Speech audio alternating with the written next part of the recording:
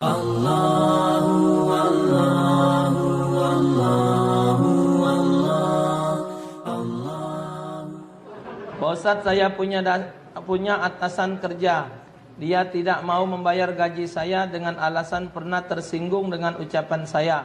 Saya sudah beberapa kali menagih gaji saya, tapi tetap tidak ditiraukan. Mohon sarannya Ustaz, apa yang baik saya lakukan karena saya sakit hati akan perbuatan atasan tersebut. Lah tahu kita tidak digaji, kita masih nak begawi di situ. Kio-kio siapalah yang salah? Yo kalau memang dia tidak setuju lagi dengan kita, yo kita berhentilah begawi. Jangan lagi kita ada di situ. Tambah lagi dia tidak ada gaji apa dia? Kan hukum kita ada hak begawi. Kalau memang anak buah salah, kita ingat ke. Kamu juga yang jadi bos-bos hati-hati kalau ngomong.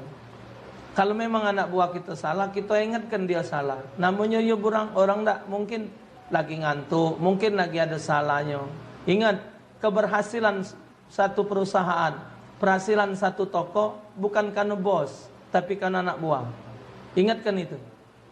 Apakah kita sanggup ngembek barang di gudang, ngembek barang di laut, ngembek barang di darat, yang ngunjali barang ngembek sepatu, siko, sendal sepasang. Siapa anak buah? Kita lebih besar untung dari mereka. Maka itu hati-hati memperkerjakan pegawai itu. Ingat, keberhasilan kita lebih dari perjuangan kita.